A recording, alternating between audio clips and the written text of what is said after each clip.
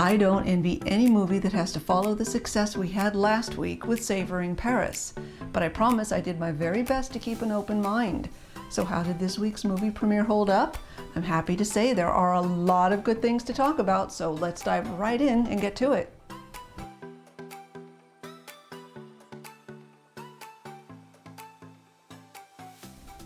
Hi, I'm Stephanie, and this is the Magical Movie Club, a place to come and chat about Hallmark movies. On June 15th, we watched A Greek Recipe for Romance, starring Danielle C. Ryan and Raphael Karyotakis. I've got to say, both actors are new to me, so I had no preconceived ideas of what to expect from either one. I found one other Hallmark movie that Danielle Ryan has made, which again I haven't seen, and that's Finding Love in Mountain View. Also, I discovered Raphael Karyotakis got his start as a TikTok star. The movie opens with Abby arriving to work as an assistant manager or a supervisor of sorts at a very nice hotel.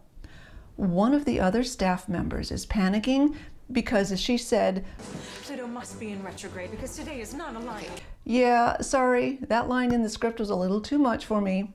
But really, back here on Earth, she was flustered because a pipe had burst overnight, and it was affecting a wedding scheduled for that evening. She also didn't know how to handle a surprise visit from one of their regular VIPs, and his usual room was currently occupied. We just want to thank you so much for being such a loyal customer and offer you a free upgrade into the penthouse suite. The significance of this scene is it gave us a glimpse of just how good Abby is at managing and smoothing over difficult situations like these. Next, we see her having a conversation with her mother in Greece. Now, I don't like to say this, but I'm not impressed with that casting choice. I don't know if she looked too young or she just didn't resemble Danielle Ryan enough. I'm still trying to put my finger on the pulse of that one. Anyway, her mom is very sweet, and she does wish her luck on a pending promotion. Unfortunately, as remarkably good as she is at her job, the hotel ended up laying her off instead over budget cuts. So what does she decide to do next? Go to Greece. She meets her mother there, who is the complete opposite of the mom we saw last week in Savoring Paris. Then we transition over to Theo, and he's arguing with someone over another property.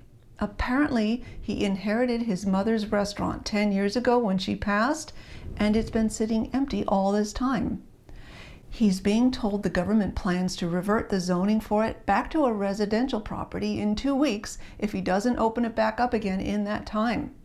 He argues about the extremely short notice, and it turns out they've been mailing him letters for months. They have sent multiple notices to your address. I've been in Paris. Okay, I have 2 questions here. 1, why did his mail sit in Greece unopened for 3 months? And 2, if this guy he's talking to knows all this, why in the world didn't he pick up a phone and call him, or text him, or email him? I mean, I understand this was necessary to set up the premise of the movie, but that seemed a little weak of an excuse to me. Next up comes the meet cute. Apparently, Theo rides a scooter and he parked it a mere inches, or I guess since this is in Greece, I should say centimeters, away from Abby's mother's car, and it boxed her in. When Abby and Theo meet, I wouldn't say either of them was nasty toward one another, but she did make it known that she thought he was being inconsiderate, and he was clearly annoyed by her standing in his way, not letting him leave. You're blocking my mom's car. I'm leaving, but you're in my way. I actually thought they missed a great opportunity here. She should have pointed out that she would have been gone herself by now if his scooter hadn't blocked her mom's car in the first place. Oh well, what we learn about Theo is his family is extremely wealthy, and his father has been pressuring him to come back home to Athens to work for their company. I know you want me to come work for the company, but I'm not ready to give up on this. I think I've indulged your hobbies long enough. But Theo is a chef. As a matter of fact, he and Abby meet again when she's having dinner with her mom and her boyfriend Yanni, and we find out that Theo is the surprise chef who prepared their meal. I would like to introduce our chef, Theo Christodolopoulos. While Abby says she doesn't like his customer service, she is quite impressed with his cooking. As things unfold, Abby has a shot at another management position within the same company she was just working for, but she would need restaurant experience.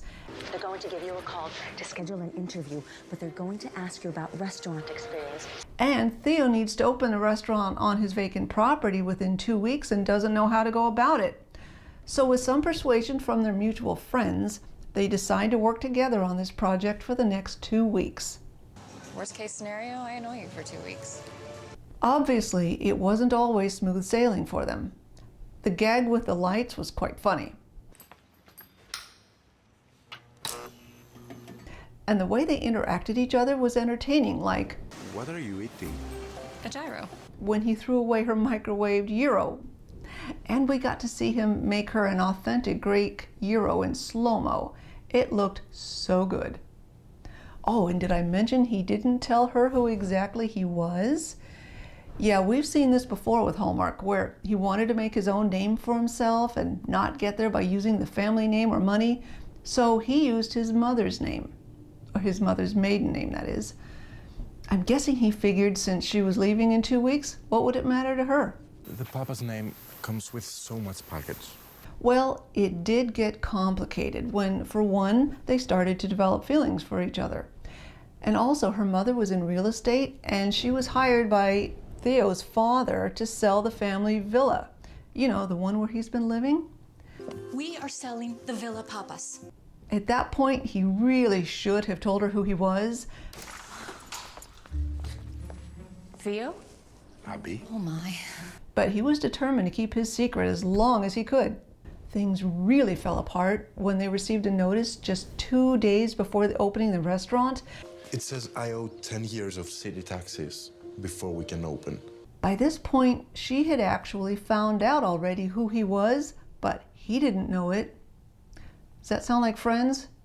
They don't know, she knows, he knows, she knows, something like that. Can you tell Friends is one of my favorite TV series? Okay, let's get back to this movie. And just when you thought they had it all worked out, the night before the inspection, the building started to fall apart again.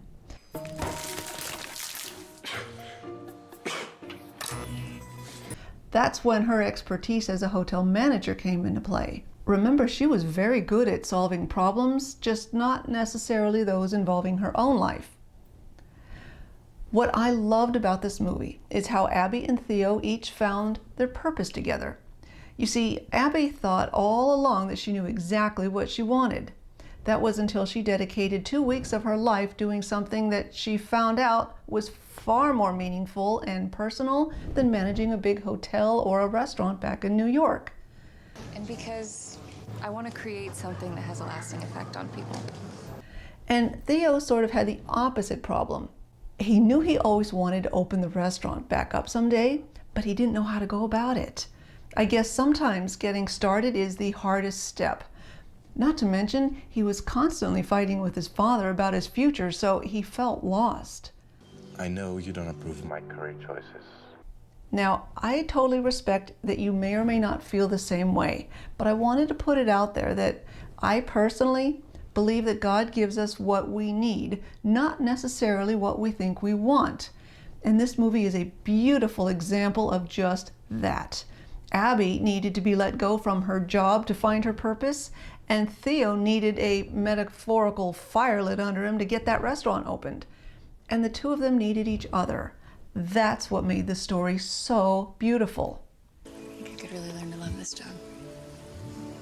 So did I.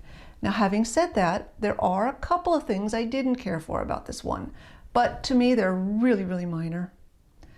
The script in the beginning had its rocky moments for me. I already mentioned that earlier, so I won't rehash that.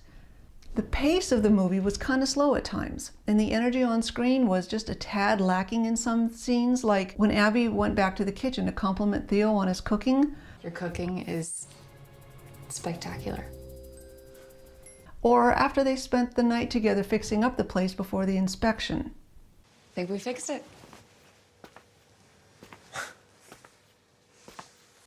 But I did enjoy several things about the ending, like Theo and Abby each lying in their own beds listening to the ringing of the morning church bells together. And the way things worked out between Theo and his father.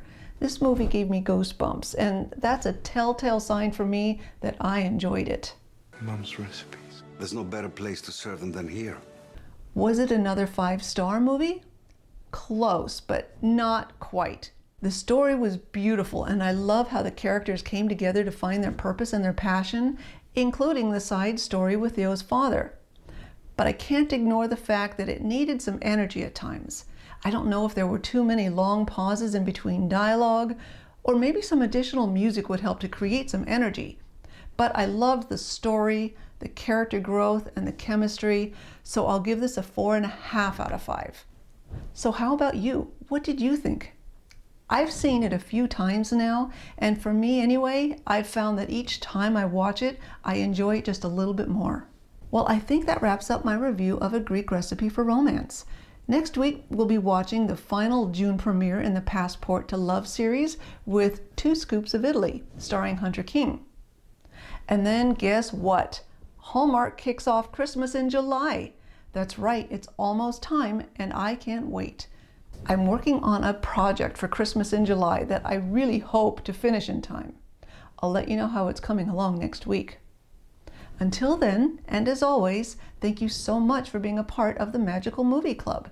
If you like this too and want to see more, please let me know by hitting the like button and subscribe to the channel. Also, consider following us on Instagram at Magical Movie Club and on Twitter at Magical Movie Club with no U in club. You can find those links below in the description, as well as links to the preview and the movie page for A Greek Recipe for Romance at Hallmark.com. I'll be back next week to chat more about our favorite magical movies. Don't you dare!